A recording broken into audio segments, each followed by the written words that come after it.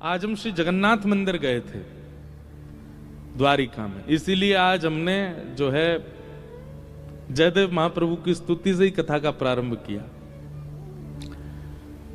श्री जगन्नाथ भगवान का प्राकट्य का मूल स्थान तो द्वारिका ही है। ये जो जगन्नाथ जी का स्वरूप आप देख रहे हैं, ये कहां प्रकट हुए? यहीं तो प्रकट हुए। कथा सबको पता है, जिनको नहीं पता फिर सुनो। यहीं द्वारिका में भगवान की सब पटरानियां, उनकी एक इच्छा रहती है कि हमको कृष्ण लीला सुननी है, हमको मथुरा की लीला सुननी है, हमको वृंदावन की लीला सुननी है। देव की मैया के पास जा नहीं सकती, क्योंकि देव की मैया ने तो ब्रज लीला देखी नहीं, वो तो कारागृह में रही हैं। द्वारिका में केवल 3 लोग ऐसे हैं जिन्होंने ब्रज लीला का दर्शन किया है। कौन? पहले तो स्वयं श्री कृष्ण, दूसरे श्री बलराम जी, और तीसरी बलराम जी की माताजी रोहिणी मैया। इन तीनों ने ही केवल ब्रज का दर्शन किया, ब्रज लीला का। बाकी यदुवंशियों में किसी ने दर्शन नहीं किया। अब कृष्ण पटरानियां ठाकुर जी के पास जाती हैं कि हमें ब्रज लीला सुनाओ, तो ठाकुर जी तो आंख बंद करके और महाराज यहां से आंसू निकलने लगते हैं। रुक्मणी जी बोली नहीं नहीं नहीं सुननी, आप रहने दो, मत सुनाओ। बलराम जी से सब संकोच खाती हैं, क्योंकि वो जेठ जी हैं, उनसे कैसे पूछें। तो बची एक रोहिणी मैया। तो सारी कृष्ण पटरानियां रोहिणी मैया के पास गई, बोले मैया हमको ब्रज की लीला सुनाओ, हमें सुनाओ ना, ठाकुर जी कैसे चोरी करते, यशोदा मैया के संग कैसे व्यवहार करते, गोपी के संग कैसे रास करते, यमुना जी में कैसे स्नान करते, सारी लीला सुनाओ ना। रोहिणी मैया बोली मैं सुना तो दूंगी, लेकिन याद रहे कृष्ण बलराम नहीं सुने, क्योंकि अगर उनने सुन ली तो बड़ी दिक्कत हो जाएगी। अब सब पत्नियां आपस में कहने लगी कौन रखवाली करेगा द्वार की। ऐसी सभा थी, उसमें सब बैठी थी। अब एक भी उठ के नहीं जाए, बोले हम भी सुनेंगे, हम क्यों जाएं बाहर, हम तो सुनेंगे भीतर बैठ के। तभी वहां भगवान की बहन सुभद्रा, सब भाभियों ने मिलके अपनी ननद सुभद्रा को ही पकड़ा। वो देखो हम जीवन भर आपकी सेवा करती हैं, आप हमारी ननद हो, आज तक कुछ मांगा नहीं, आज पहली बार मांग रही है, मान जाओ। सुभद्रा जी बोली क्या करना है? बोले हम सब यहां कथा सुन रही हैं, आप बाहर बैठ करके बस ये ध्यान रखना कि कृष्ण और बलराम ना आवे। सुभद्रा जी बोली ठीक, और अगर आ जाएं तो हमें संकेत कर देना ताकि कथा विश्राम हो जाए, क्योंकि वो दोनों यदि ब्रज के बात सुनते हैं तो उनको बहुत बहुत भावुक हो जाते हैं। सुभद्रा जी बोली ठीक है। बाहर द्वार पर सुभद्रा जी बैठ गई और यहां रोहिणी मैया ने सुनाना प्रारंभ किया। ठाकुर जी के जन्म से ही कथा का प्रारंभ हुआ। भगवान की सब पटरानियां बैठ के सुन रही हैं। ठाकुर जी की ब्रज लीला, बाल लीला, घुटमुन चलवे की लीला, नृत्य करवे की लीला, उंगली पकड़ के यशोदा मैया के संग कैसे चलते हैं ठाकुर जी, दांत निकर के आ रहे हैं, बेणी चोटी बना लेते हैं, बलराम जी और ठाकुर जी की लड़ाई होती है, सारी लीलाएं सब मैया सुना रही हैं। सब पटरानियां नेत्र बंद करके सुन रही हैं। लेकिन सुनाते सुनाते जैसे ही ब्रज से मथुरा गमन की लीला प्रारंभ हुई, रोहिणी मैया के नेत्र सजल हो गए, सब पटरानियों के नेत्र सजल, और केवल सजल नहीं हुए, ऐसी स्थिति हो गई कि नेत्रों के साथ साथ अश्रुबिंद के साथ साथ तन का अंग भी पिघलने लगा। प्रेम की अवस्था, प्रेम की 10 अवस्थाएं होती हैं। स्टेज कितनी है? 10। मैं और आप सब और यहां बैठे जितने भी लोग हैं, हम लोग प्रेम की पहली अवस्था का भी अनुभव नहीं कर सकते। अगर इन प्रेम की 10 अवस्थाओं का अनुभव करना है तो श्री नारद भक्ति सूत्र ग्रंथ है, वहां पर उन्होंने इसका वर्णन किया। आज के युवा तो सुनेंगे तो हंसेंगे, और ये प्रेम है। प्रेम की वो अवस्थाएं हम आप जो करते हैं ना संसार में, वो प्रेम है ही नहीं है, वो स्वार्थ है। उसको प्यार कह सकते हैं, उसको स्वार्थ कह सकते हैं, प्रेम नहीं है। प्रेम का कोई पर्यायवाची नहीं, प्रेम का कोई और शब्द नहीं, प्रेम प्रेम है बस। प्रेम की 10 अवस्थाएं होती हैं। उसमें पहली अवस्था, मैंने एक आध बार कथा में पूरी विस्तार से 10 अवस्थाओं पर भी बोला हूं। एक जगन्नाथ रसामृत कथा हुई थी हिसार में, वहां प्रेम की 10 अवस्थाओं पर चर्चा की थी। तो प्रेम की जो 10वीं अवस्था होती है, आज अवकाश भी नहीं है हमको कई प्रश्नों के उत्तर भी देने, और आप सबकी वेशभूषा ऐसी है कि आप सब उत्सव मनाने के लिए बैठे हो। प्रेम की अवस्था की अगर चर्चा होने लगी तो रोने लग जाओगे। यहां समुद्र तो खारा है ही, ये सत्व होटल में भी खारापन आ जाएगा, सबके नेत्र के अश्रुबिंद, इसलिए उस विषय में ज्यादा प्रवेश करना नहीं। प्रेम की 10वीं अवस्था क्या होती है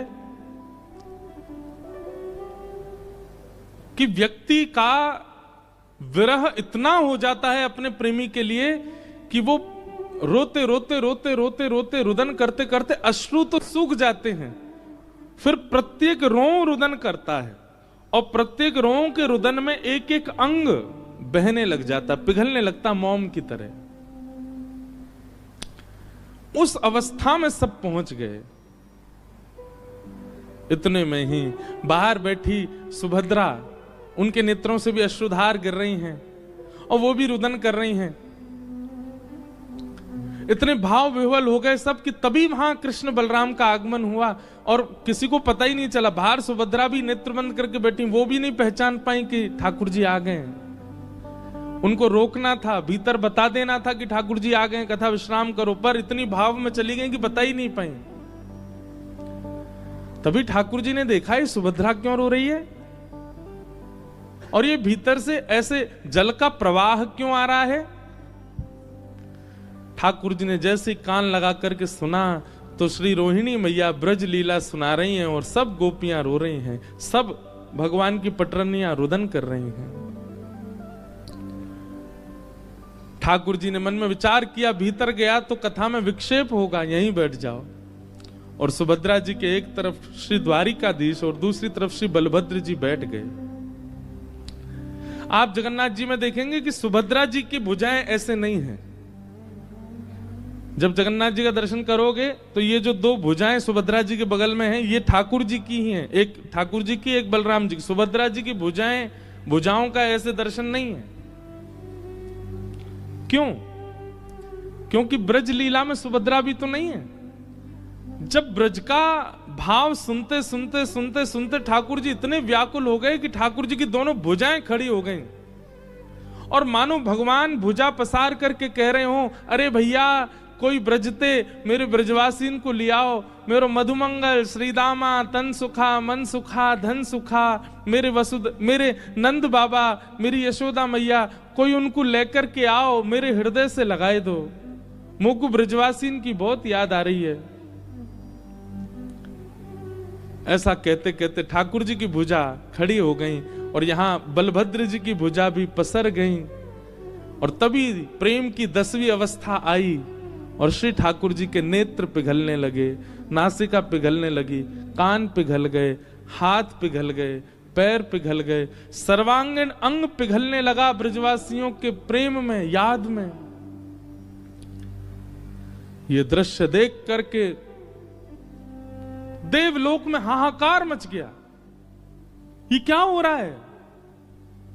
तभी सब देवताओं ने नारद जी को भेजा, जाइए जाकर के, कैसे भी ठाकुर जी पूरे सर्वांगीण पिघल जाएंगे, नदी बन जाएंगे, आप जाकर के कुछ कीजिए। बंधुओं एक बात कहें,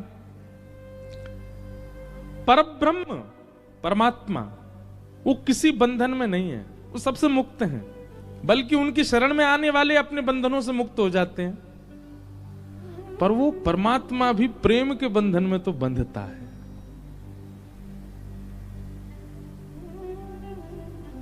क्यों भात भरने गए नरसिंह मेहता के यहां? प्रेम।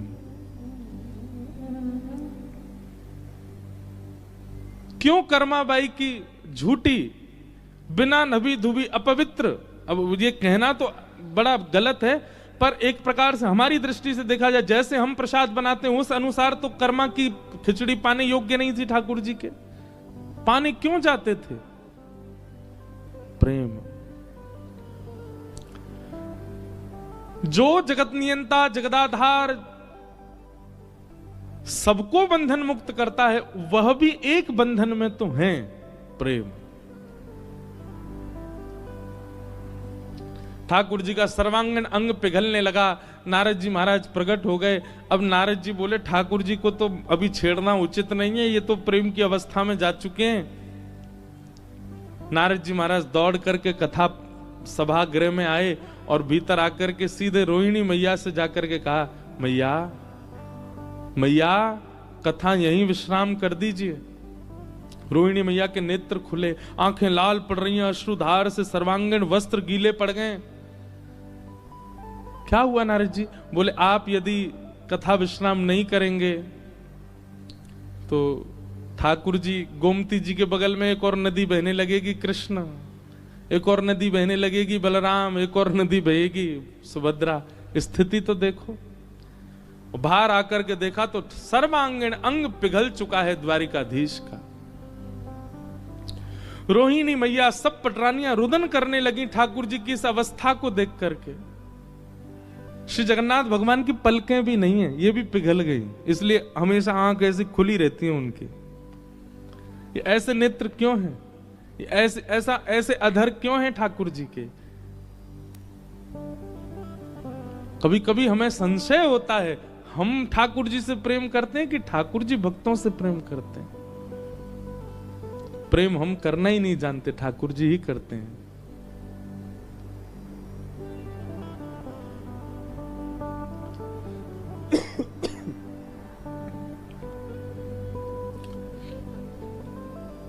सब लोग चरणों में वंदन करने लगे।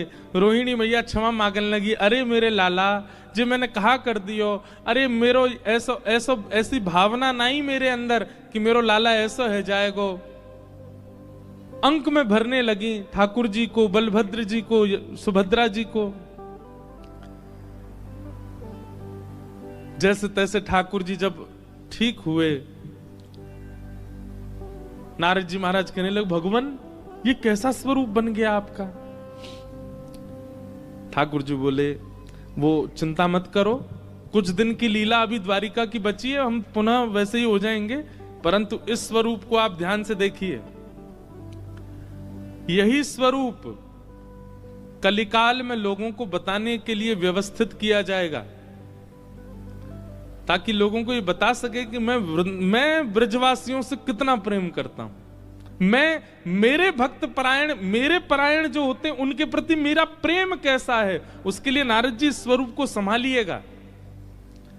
एक राजा होंगे इंद्रद्युम्न नाम के, और वे मेरे स्वरूप की प्राप्ति के लिए खूब यत्न करेंगे, तब वे मेरा एक स्वरूप बनवाएंगे, और तब उस मूर्तिकार से यही स्वरूप प्रकट होगा, और यही जगन्नाथ कहकर के पूरे विश्व में प्रसिद्ध कहलाएगा। बोलो जगन्नाथ महाप्रभु की जय। ब्रजवासी वल्लभ सदा मेरे जीवन प्राण, इनको नाही बिसारी हूं मोहे नंद बाबा की। कितने प्रिय हैं ठाकुर जी को ब्रजवासी। ब्रजवासी का मतलब, अब आप लोगों में से कई ये भी सोच सकते हैं खुद ब्रजवासी ना, यही हमारे अपनी अपनी प्रशंसा कर रहे हैं। नहीं, ठाकुर जी से प्रेम करने वाला हर वैष्णव ब्रजवासी है, और उससे ठाकुर जी बहुत प्रीति करते हैं। तो वही स्वरूप द्वारिका में प्रकट हुआ, और उसी स्वरूप को श्री नारद जी महाराज ने श्री जगन्नाथ भेजा, और कलिकाल में इंद्रद्युम्न राजा के यहां भगवान श्री जगन्नाथ बनकर के प्रकट हुए। तो आज हम गए थे, अब संभवतः हमको कोई बताने वाले ऐसे विशेष तो थे नहीं, एक भैया हमको लेकर के गए द्वारिका के, पर वहां आप द्वारिका में एक चीज अनुभव करते हैं, जैसे ही आप जामनगर से द्वारिका के लिए आएंगे, उजड़ा उजड़ा सा दिखेगा चारों ओर, ना कोई खेती, ना कोई बाड़ी, ना कोई वृक्ष, ना कोई फल, ना कोई फूल, कुछ नहीं। दूर दूर तक आपको खाली मैदान, रेगिस्तान ऐसा दर्शन होगा। लेकिन ऐसे द्वारिका में आज पहली बार हमने एक अद्भुत स्थान, वो जहां जगन्नाथ जी विराज रहे हैं, उसका दर्शन किया। दूर है थोड़ा सा, यहां से नागेश्वर के मार्ग में है, और जिनमें बस हो वो खोज लेना उनको, एकांत में रहते हैं, वहां भीड़ भी नहीं है ज्यादा। वहीं श्री जगन्नाथ मंदिर के सामने ही सरोवर है, और एकमात्र वो सरोवर है पूरे द्वारिका में जहां पर कमल खिलते हैं, वहां कमल विराज रहे हैं। तो हमारे मन में तो जैसे मैं उतरा गाड़ी से, तो मेरे मन में तो ऐसा आया कि सरोवर नहीं है, निश्चित ही सब भगवान की पटरानियां, ठाकुर जी, बलराम जी, सुभद्रा जी जब कृष्ण विरह सुन के रोए होंगे, उन्हीं के अश्रुबिंद हैं, इसीलिए कमल खिल रहे हैं। बाकी पूरी द्वारिका में कहीं कमल नहीं खिलते, उसमें इतने अद्भुत अद्भुत कमल खिले हुए। भीतर श्री जगन्नाथ जी विराज रहे हैं। जगन्नाथ जी का मंदिर, वहां कोई पुजारी जी थे, वो बता रहे ये मुगलों ने भी लूटा और अंग्रेजों ने भी लूटा। जहां जहां स्वर्ण लगा था, वहां वहां अब स्वर्ण जैसा पेंट कर दिया है। और मंदिर बहुत प्राचीन है, उसको वो कैसे पता चला? क्योंकि उसकी जो दीवार थी वो कम से कम इतनी मोटी मोटी, ज्यादा बड़ा विस्तृत मंदिर नहीं है, पर बहुत शांति है वहां। अद्भुत वट वृक्ष हैं, उनके नीचे बैठ जाओ, 2-2 घंटा बैठे रहो। सामने सरोवर है, उसमें कमल खिले हुए हैं, बहुत सुंदर दर्शन। तो श्री जगन्नाथ जी का मूल प्रादुर्भाव स्थान आज हम देख के आए द्वारिका में, वहां गए, दर्शन करके आए। आज हमने एकादशी पे सुबह से द्वारिकाधीश के दर्शन नहीं किए, जगन्नाथ जी के किए। इसीलिए आज कथा प्रारंभ होती है, हमने जयदेव महाप्रभु की स्तुति गाई, क्योंकि जगन्नाथ जी को बहुत प्रिय है। श्री नाभा जी कहते हैं, ता सुनवे राधा रमण अवश्य पधारे। ये जयदेव महाप्रभु की स्तुति जो गाता है, ऐसा कहते हैं प्रारंभ से अंत तक वो व्यक्ति जितनी देर गाता है, बस अनुभव करे, उस पूरे क्षण में, एक क्षण के लिए ठाकुर जी जरूर उसके सामने आते हैं। चाहे वायु के रूप में आए, चाहे किसी कण के रूप में आए, ठाकुर जी आते जरूर हैं, बस वो अनुभव करे। इसलिए आप कोई भजन गाओ, कीर्तन गाओ, कुछ भी करो, खूब आप मन इधर उधर रखो, पर जब आप जयदेव महाप्रभु का गीत गोविंद गाओ तो बहुत अनुभव करते हुए बैठिए। कान, आंख, नाक, जीव, त्वचा सबको अनुभव युक्त करके बैठिए, निश्चित ही कोई अनुभव ठाकुर जी का आपको होगा।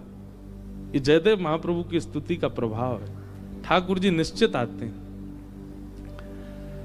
तो ऐसे जगन्नाथ जी के दर्शन हुए। फिर उसके बाद एक गौशाला गए, वहां गायों के दर्शन हुए, द्वारिकाधीश की गैयाओं के दर्शन करके अब आप सबके दर्शन कर रहे हैं। जगन्नाथ जी के दर्शन, गौ दर्शन, अब भक्त दर्शन, अब शाम को करेंगे द्वारिकाधीश के दर्शन। तो ऐसा आज का दिन व्यतीत हुआ, खूब सुंदर। आज नंदोत्सव होना है, आप सब लोग बिल्कुल धैर्यवंत होकर के बैठिएगा, खूब आनंद आएगा। कुछ भाव आए हैं। एक तो हमने कल कहा वो नंद लाला ने माता यशोदा जी सांवर, आज हमको कितने लोगों ने, एक कहाँ है, 2 3 कितने लोगों ने लिख करके दिया, और सुबह सुबह 4-5 और भी आ चुके हैं। आज इतने लोगों ने लिख के दे दिया है कि अब पर्याप्त है हमारे पास, गाएंगे। आज तो जन्मोत्सव है, आज नहीं गाएंगे, कल या परसों में गाएंगे पूरा। कुछ प्रश्न हैं, इनके उत्तर सुन लेते हैं। सबसे पहला एक प्रश्न है कि धाम में रहते हुए नाम जप, ध्यान और पूजा अर्चना करते हुए पूर्ण शुद्धता से धर्म का पालन तो करते ही हैं, परंतु धाम में रहकर परम धर्म की ओर कैसे बढ़ें? ये कोई निश्चित ही द्वारिका धाम निवासी का प्रश्न है। आपका ये प्रश्न है कि आप पूजा अर्चना आदि सब बिल्कुल शुद्धता से कर लेते हैं, पर परम धर्म की ओर कैसे बढ़ें?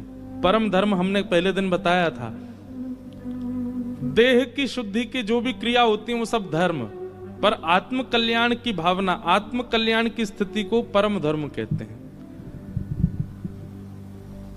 ठाकुर जी के धाम में आप रहते हो तो इसका मतलब यह है कि इस धाम का दायित्व आपके पास है, इसीलिए आप धाम में जन्मे हो। हमारा वृंदावन में जन्म हुआ तो वृंदावन की रक्षा, सुरक्षा, शुद्धता, सेवा का कर्तव्य मेरा है, क्योंकि मेरा जन्म वहां हुआ है। इसीलिए हम कथा गा रहे हैं और सबको वृंदावन से जोड़ रहे हैं। मैं अपने कर्तव्य का पालन कर रहा हूं। यही मेरे लिए परम धर्म है कि मैं धाम से लोगों को जोड़ रहा हूं। आप धाम में रहते हुए श्री ठाकुर जी ने जिन जिन नियमों का पालन किया उनका पालन करो। ठाकुर जी ने क्या पालन किया? धाम में राजा महाराजा आ जाएं, उनको बाद में पूछते थे ठाकुर जी। द्वारिकाधीश जी सुबह उठते ही सैनिकों से पूछते थे, हाँ भाई देर रात कोई संत तो नहीं आए, कोई महापुरुष तो नहीं आए, कोई महात्मा तो नहीं आए, कोई दूर तीर्थ के कोई पुरोहित तो नहीं आए, कोई वैष्णव तो नहीं आए। तो आपका भी यही कर्तव्य, धाम में रहते हुए निश्चित ध्यान रखिए कि अगर कोई वृंदावन से आवे, कोई अयोध्या से आवे, कोई तीर्थ से आवे, उस वैष्णव से मिलने जरूर जाइए और उसकी यथा उचित जो सेवा आपसे हो सके वो करो। पहला कर्तव्य। दूसरा कर्तव्य, द्वारिका में ठाकुर जी की गैया रोडों पर घूमती रहती हैं, कचड़ा खा लेती हैं, कुछ भी करती हैं। आज हम गौशाला गए थे, गौशाला में गौ सेवा देख करके मन बहुत प्रसन्न हुआ, पर मन में भाव आया कि द्वारिका जैसे स्थान पर श्री द्वारिकाधीश जी की गैया ऐसे घूमती रहे, अच्छा नहीं लगता है। तो यहाँ के धाम वासियों को ये कर्तव्य निष्ठा पालन करनी चाहिए कि कोई भी गाय द्वारिका में ऐसे ना रहे, उसको यथा उचित स्थान मिले और उसकी सेवा का प्रकल्प प्रारंभ हो। तीसरा, समुद्र गोमती संगम है, कम से कम एक बार वहां का दर्शन और वहां बैठकर के भगवत चिंतन ये आपको करना चाहिए। अब ऐसे कई भाव आते जाएंगे चित्त में, पर ये विशेष 3 भाव हैं, इनका आप पालन करो। द्वारिकाधीश दर्शन इसमें नहीं है। ठाकुर जी दर्शन देने के लिए धाम वासियों के लिए नहीं बैठे, बाहर वालों के लिए बैठे। धाम वासियों में तो स्वयं ही ठाकुर जी विराजमान है, इसलिए वो अवसर मिले तो करो, नहीं तो ये 3 क्रिया। फिर आपने एक प्रश्न किया कि बच्चों को सहज रहना कैसे सिखाएं। सहज समझते हैं? डाउन टू अर्थ, दीन। आजकल युवा सहज नहीं है और उसके पीछे कारण क्या है? जरा सी उपलब्धि मिलने पर ही उनको अहंकार आने लग जाता है। और सबसे बड़ी बात है कि आज मन, बुद्धि, विचार, चिंतन, सब कुछ ये कर्ण पिशाचिनी ने अपने पास धर रखे हैं। इनका नाम हमने क्या रखा है? कर्ण पिशाचिनी। कानों की पिशाचिनी है ये कर्ण पिशाचिनी भी है, ये नेत्र पिशाचिनी भी है, ये मन पिशाचिनी भी है, सब है। जब से ये आए हैं दुनिया में और जब से जितने ज्यादा क्या बोलते हैं उसको